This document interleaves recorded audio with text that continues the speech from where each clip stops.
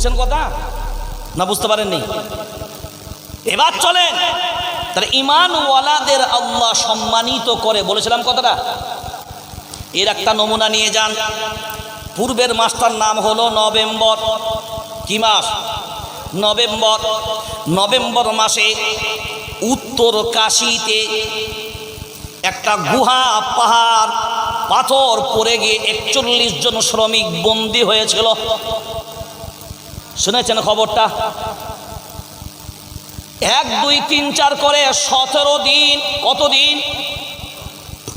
17 দিন পর্যন্ত আল্লাহর গোলাম ভারতবর্ষের এই ধরনের গুহা থেকে বের করার এক্সপার্ট সৈন্য যারা, সিআরপিএফ জওয়ান, ভারতবর্ষের তাবর তাবর সেনাবাহিনী, বড় বড় অফিসাররা সব হাজির, প্রশাসনিক লেভেলের মানুষ, সেনাবাহিনী, বিএসএফ জওয়ান, সবাই চেষ্টা করতে করতে নিজেদের চেষ্টা যখন ব্যর্থ হলো, ভারতবর্ষের শক্তি, ভারতবর্ষের চেষ্টা যখন ব্যর্থ হয়ে গেল, এরপরে 41 জন শ্রমিক, তারা ভিতরে টেনশন, আর দুনিয়ার জীবন ফিরে পাবো কিনা রে আল্লাহর গোলাম।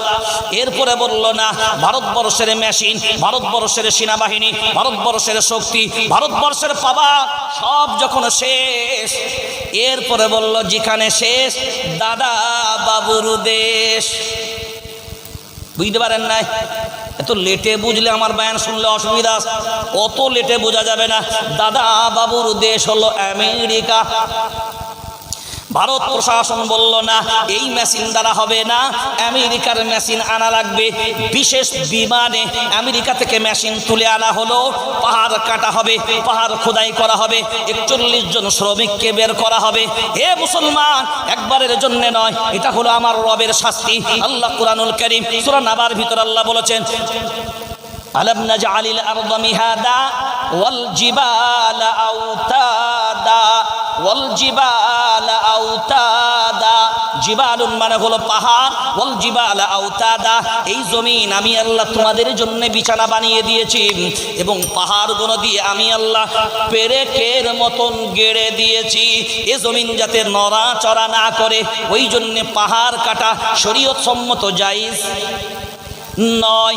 ওই পাহাড় প্রধানমন্ত্রী নিজস্ব কোনো প্রজেক্ট করার জন্যে ওই পাহাড় কেটে কেটে তিনি ওই প্রজেক্ট, ধর্মীয় কোনো প্রজেক্ট বানাবেন, এই জন্যে তিনি করছিলেন।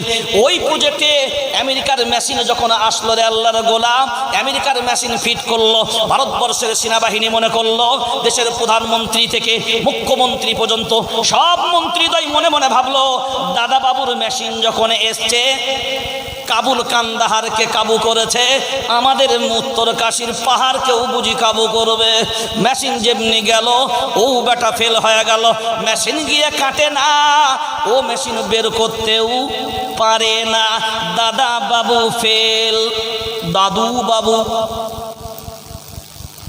দাদু বাবু সব যখন ফেল হয়ে গেল, এরপরে প্রশাসন কোনো রকম কথায় কথায় আলোচনা হলো। দিল্লির একটা company, NGO, Munna Qureshi, pipe লাইনের কাজ করে, ওদের সাথে একবার কথা বললে কেমন হয়? ওরা পাইপ লাইনের কাজ করে, কিন্তু দাদা বাবুর মতন মেশিন ওদের হাতে নাই রে। ওদের অস্ত্র হলো, জোরসে বলো, ইয়াদুন, এইটাই যথেষ্ট।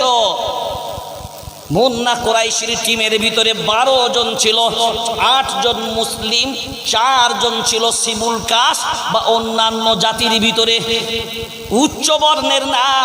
এই 4 জন তাদের সাথে কাজ করত।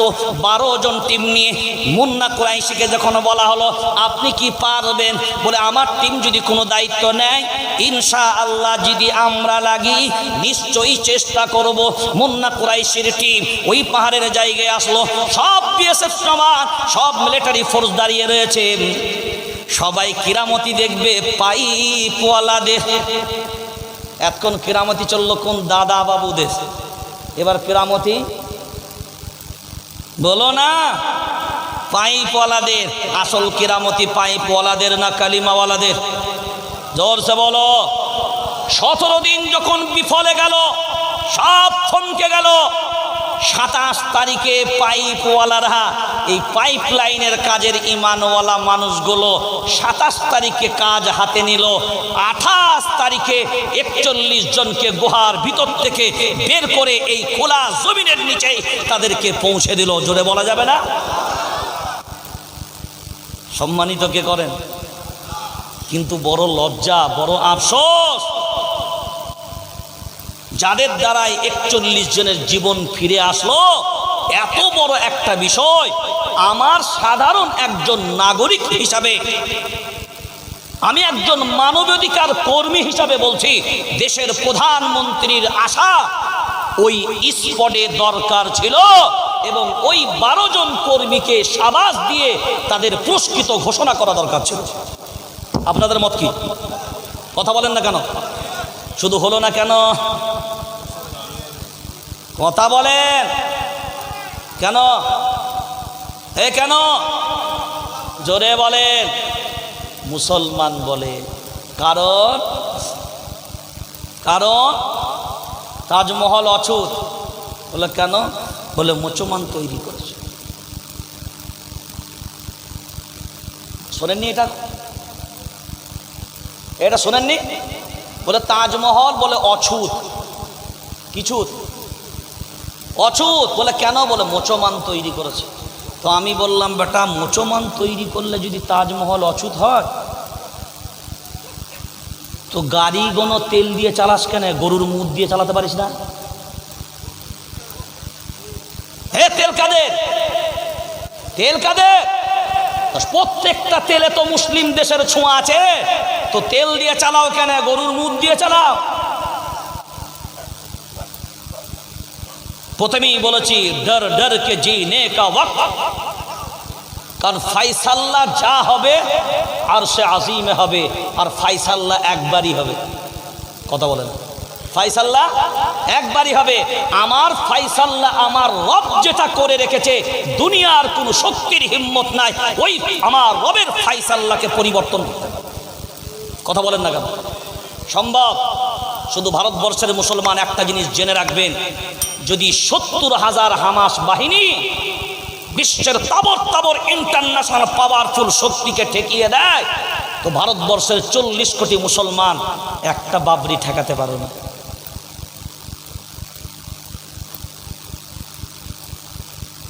এটা মনে হয় বোঝেননি নাকি? 70,000-এ ঠেকিয়ে দিয়েছে, আপনি 40 কোটি আছেন। কেন জানেন? কেন জানেন? আমার সমাজের ভিতরে কালমাওয়ালা দাবি সবাই করে, কিন্তু দলের অভাব নাই। আমি অমুকপন্থী, তুমি তমুকপন্থী। আমি ফুরফুরা, তুমি তবলিগি। আমি দেওবন্দি, তুমি বেরেলি। আমি হানফি, তুমি শাফি। আমি মালিকি, তুমি হাম্বালি। আমি কাদরিয়া, তুমি চিশতিয়া। আমি নকশবন্দিয়া, তুমি মুজাদ্দিদিয়া। আমি মুতাজিলা, তুমি খাওয়ারিজ। আমি নজ্জারিয়া, তুমি জবরিয়া। আমি মুশাব্বিয়া, তুমি নাজিয়া।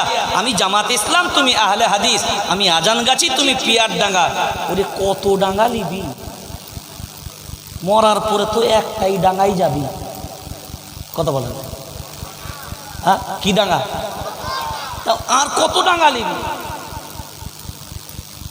আজ মুসলমান যদি এই পরিচয় নিয়ে দাঁড়াতে পারত, রব আমার এক, কয়জন? যে যা মত করুক, গোল টুপি, লম্বা টুপি, গোল জামা, লম্বা জামা, কে কিয়াম করে, কে কিয়াম করে না, কে কোন জামাত করে, কি করে না, এই একটা কথা বল, মুসলমান কিনা বল। কথা বলেন না কেন?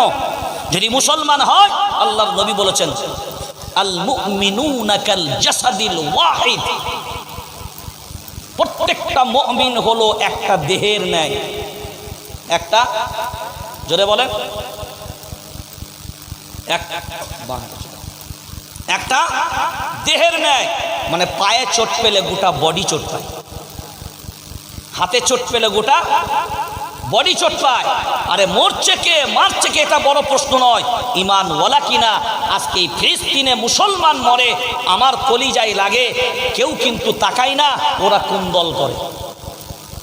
কথা বলেন না আপনারা? দেখেছি গুজরাটে যখন মরেছে তখন দেখেছি এরা কোন দল করে, কোন জামাত করে। হ্যাঁ, এই ভূখণ্ডে এখনো আবার কিছু দেখছি ভণ্ড, তারা বলছে হামাসকে যে সমর্থন করব তো তাদের আকীদা কি? আচ্ছা বলেন, এইগুলোকে হুর কলিয়ে মারা দরকার? বিসমিল্লাহ ছাড়া বাটাম পিটা করা দরকার। কি বললাম? কথা বুঝতে পারলাম? কি ছাড়া বললাম? বিসমিল্লাহ দিয়ে মারলে বরকত হবে। বিসমিল্লাহ ছাড়া বাটাম পিটা করা লাগবে। বলছে হামাসকে যে সমর্থন করব তো হামাসের আকীদা কি? এই বেটা, মসজিদুল আকসার আকীদা কি বল, বাইতুল্লাহর আকীদা কি বল। তোর রব তোর এক, নবী তোর এক, কিবলা তোর এক, ধর্ম তোর এক, কিতাব তোর এক, কালিমা তোর এক, জাতি তুই এক, আর কি চাস রে? তোর সবই তো এক। আল্লাহ কয়জন? সবার আল্লাহ একজন, আলাদা আলাদা আছে। হ্যাঁ, তবলিগের আলাদা, ফুরফুর আলাদা, সব একটাই। বেরেলির তো আলাদা আছে। বড় আল্লাহ, ছোট আল্লাহ, জোরসে বলো নাউজুবিল্লাহ। তো আল্লাহ নিয়ে রাজনীতি করছে না মানে? নবী কাদের? সবার না আপনাদের শুধু? জোরসে বলো। ওমা আরসালনাকা ইল্লা রাহমাতাল লিল, কে বলেছে কথা? নবী বিশ্ববাসীর জন্যে, নবী বিশ্ববাসীর জন্যে। লা ইলাহা ইল্লাল্লাহ আপনি উপরে না আমি উপরে, তাবলীগ ওয়ালা পরে, ফুরফুরা ওয়ালা পরে, দেওবন্দি উপরে, বেরেলি উপরে, হানফি উপরে, শাফি উপরে, মালিকি উপরে, হাম্বলি উপরে। আরে লা ইলাহা ইল্লাল্লাহ, নেই কোনো মাবুদ আল্লাহ ছাড়া। তুমিও বলেছো, ও বলেছে, তোমারটা পবিত্র, ওরটা অপবিত্র হয় কি করে? বুঝেননি মনে হয় কথা নাকি? প্রথম ভারতবর্ষের মুসলমানদের জন্য বলবো, আর ভারতবর্ষের বক্তা জগতের মুকাদ্দিরদের জন্য বলবো, প্লিজ অনুরোধ করে বলছি, জলসার স্টেজ কোনো সাধারণ মানুষ এখানে আসে কোরআন সুন্নাহর কথা শুনতে, এই স্টেজগুলোতে দলাবাজি করে আমার সমাজে এই মুসলিমদের ভিতরে ইউনিটির, এই মুসলিমদের ভিতরে একতা, এই বন্ধনটাকে প্লিজ বর্তমান সময়ে ছিন্ন করবেন না, অনুরোধ রাখলাম।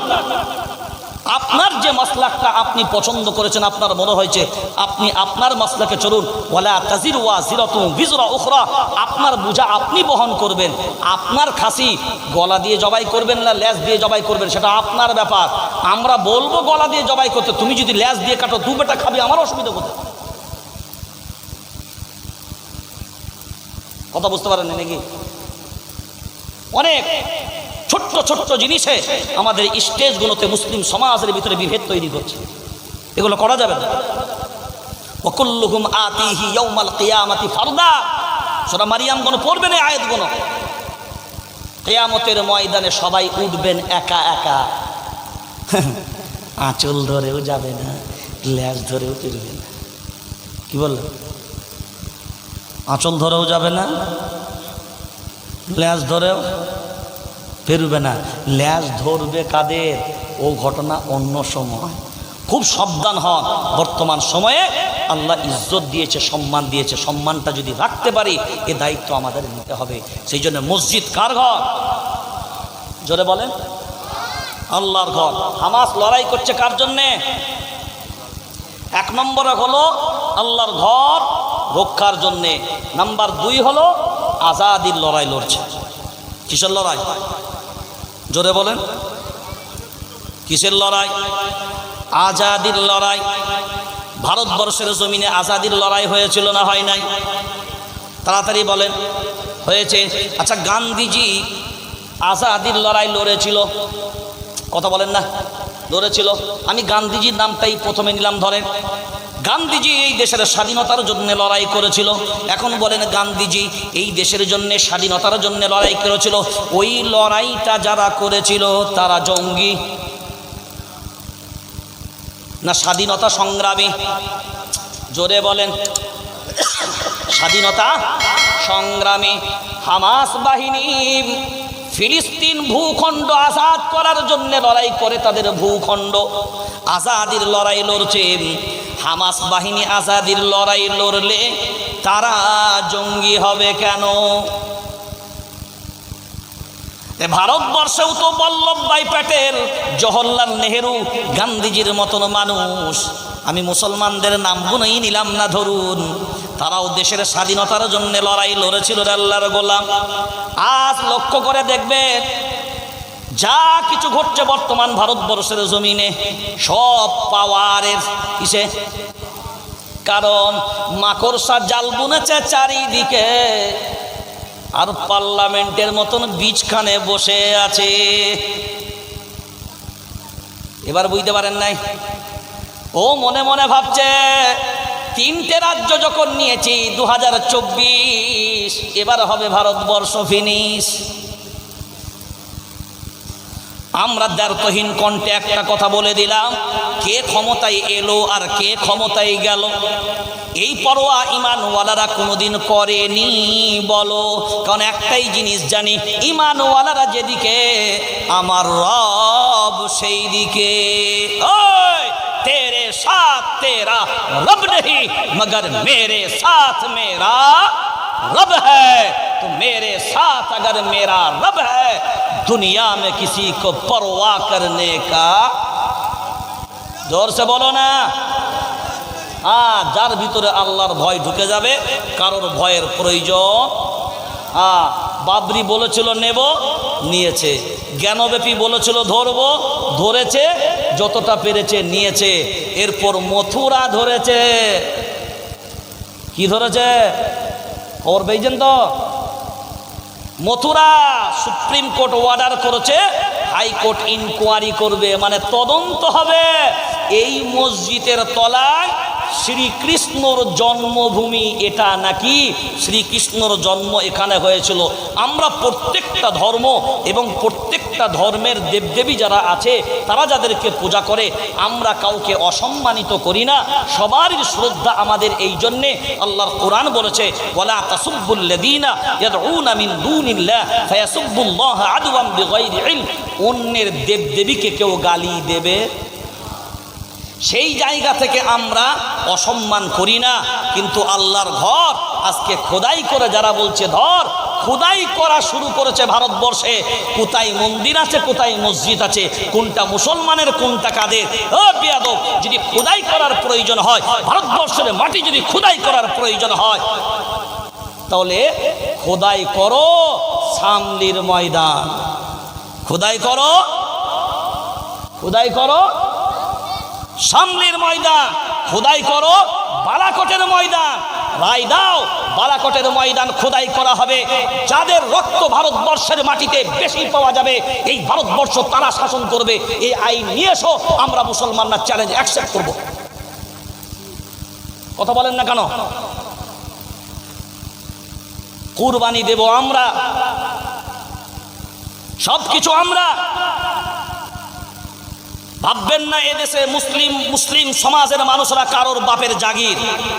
ये देश किसी का बाप का नहीं, ये देश जितना तुम्हारा है उतना हमारा है। ये देश, अरे बोलो ना, ये देश जितना तुम्हारा उतना हमारा है। और ये देशे मुसलमान बाई चांस आसेनी, ये देशे मुसलमान बाई चॉइस मुसलमान। কি বললাম? বাই চয়েস মুসলমান।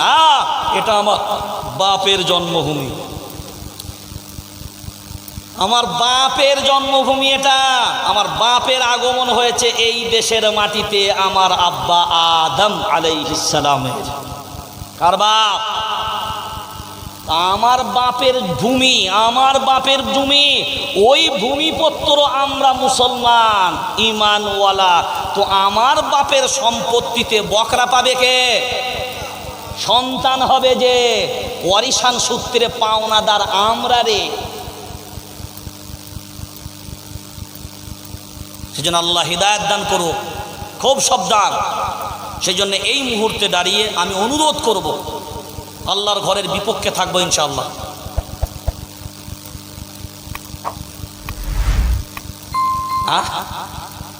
পক্ষে না বিপক্ষে? পক্ষে থাকবো ইনশাআল্লাহ। আল্লাহ কবুল করে বলে আল্লাহুম্মা আমিন। ইন্নার রাহমাতা তানজিলু আলা রাসিল কাবা। মায়ার নবী মদিনাওয়ালা বলেন, রে আল্লাহর গোলাম, বাইতুল্লাহর উপরে আল্লাহ প্রথম রহমত নাজিল করেন। ওই রহমতের লিঙ্ক আল্লাহ সারা দুনিয়ার মসজিদগুলোতে পাঠিয়ে দেন। আপনাদের এখানে মসজিদে ওই লিঙ্কটা দেয় না তো? সুবহানাল্লাহ বললেন না? ঘরে গিয়ে বলবেন মনে হয় গিন্নি অনুমতি দিলে। হ্যাঁ, গিন্নি অনুমতি দিলে বলবেন? কারণ এখনকার যুগের মানুষ তো আরে বাবা, আপনাদের বজবজের কথা আমি বলছি না। এখন বাড়ির গিন্নি হলো প্রধানমন্ত্রী, খাদ্যমন্ত্রী, অর্থমন্ত্রী, 3টে দপ্তরের মন্ত্রী, এবং শেষ ফিনিশিং হলো ওয়ার্ডার মন্ত্রী। কি মন্ত্রী? কি মন্ত্রী? অর্ডার মন্ত্রী, বাই অর্ডার। অর্ডার যদি হয়ে যায় বাপ, আর কিছু করার উপায় নাই। তো এই মসজিদেও সেই লিঙ্ক আসবে না? আসবে না? যদি বলেন, সেই জন্য মসজিদ আবাদ করা প্রয়োজন আছে না নাই? আছে। এরপর আল্লাহর কোরআন শুনে নেন, মসজিদ আবাদ করবে কারা আর বরবাদ করবে কারা? মসজিদে আবাদকারী হবে তারা। আল্লাহর কোরআন বলছে আমি যাদের বলে দেব তারা।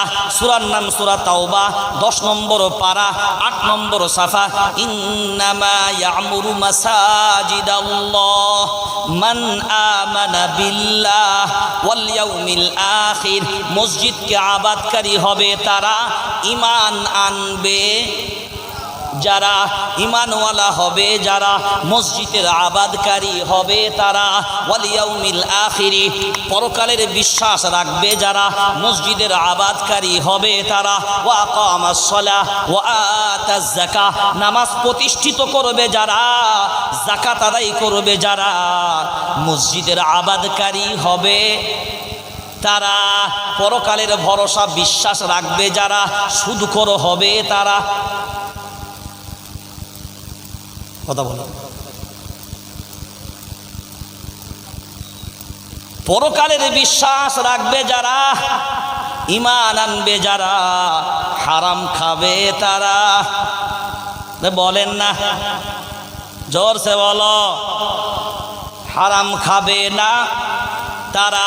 ওয়া আকামাস সালাহ, আর হারাম খাবে না যারা, তারাই সালাতে দাঁড়া।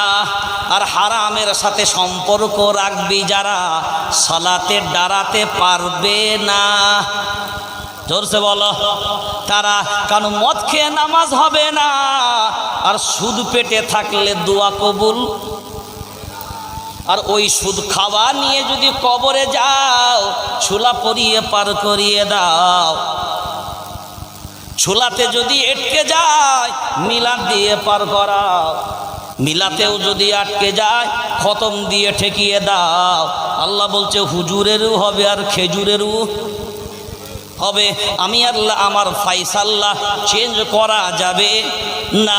যদি ছোলা পরানি দিয়ে বেঈমান নামাজি 80 বছর নামাজ পড়লি না, 80 বছর সুদ ছাড়লি না, হারাম ছাড়লি না, বিবিকে পর্দায় রাখলি না, মেয়েকে পর্দায় চলালি না, দিনের সাথে সম্পর্ক রাখলি না, তুই যদি মরে গিয়ে বলিস ছোলা পরিয়ে জান্নাতে পাঠিয়ে দেব, তাহলে ফিরাউন আর নমরুদের নামে 4টা করে কুলখানি দেব।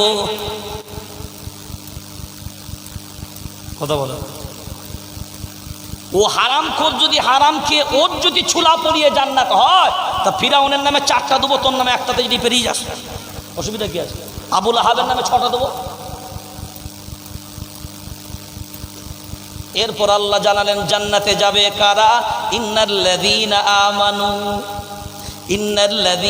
আমানু ওয়া আমিলুস সালিহাত কানাত লাহুম জান্নাতুল ফিরদাউসি নুজুলা। সুবহানাল্লাহ বলো না। সূরার নাম সূরা কাহাফ, 16 নম্বর পারা, 3 নম্বর সাফা। ঈমান আনবে যারা, নেক আমল করবে তারা, নেক আমল করবে যারা, জান্নাতুল ফিরদাউস পাবে। খোলাসা কথা, ক্লিয়ার, কোনো জড়তার ভিতরে নাই, একেবারে শেষ দিকে চলে যায়।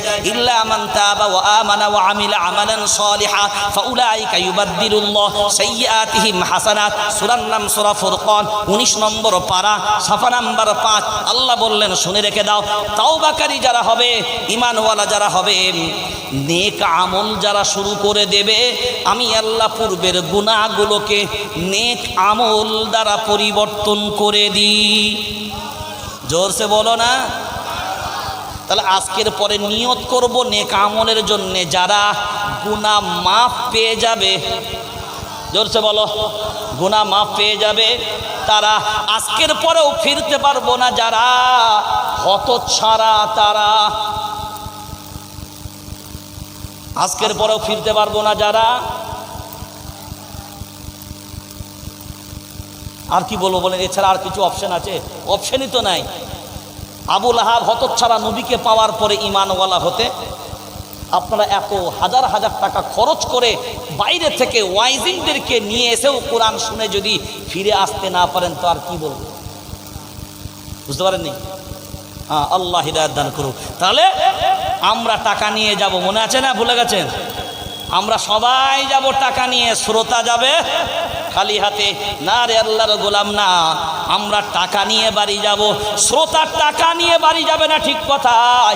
কোরআন সুন্নাহর বয়ান যেগুলো শুনেছেন আল্লাহর গোলাম, আমলের নিয়তে যদি বুকে আঁকড়ে ধরে নি আর ওই আমলের নিয়তে যদি বাড়ি চলে যায়, পূর্বের গুনাহগুলো আমার রবের কাছে ক্ষমা হয়ে যায়।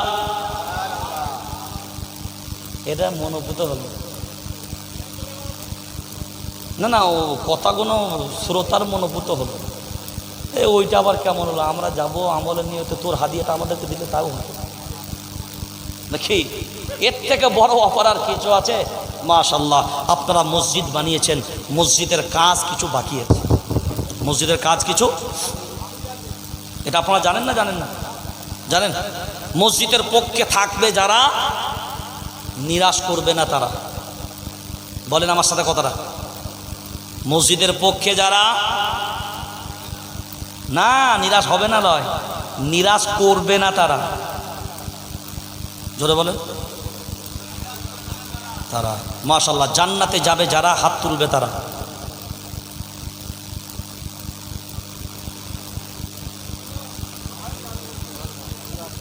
হাত তুলেছেন? ছাড়বেন না। আরে প্রমাণ নিয়ে যান, কোরআন। আপনারা কোরআন শুনতে চান না? কোরআন বলেছে কথা, ইন্নাল্লাহা আশতারা মিনাল মুমিনিনা আনফুসাহুম ওয়া আমওয়ালাহুম বিআন্না লাহুমুল জান্নাহ। হাতটা তুলে রাখেন আর কোরআনটা শুনে নেন, তারপর হাতটা নামাবেন। আল্লাহ বলেছেন, কার কথা? নিশ্চয়ই যারা, আমি আল্লাহ তাদেরকে জান্নাত দেব দুটো জিনিসের বিনিময়ে। কয়টা জিনিসের বিনিময়ে? এক নম্বরে হলো জান, দুই নম্বরে হলো মাল। জান এখন নেব না, মাল তবে ছাড়বো না।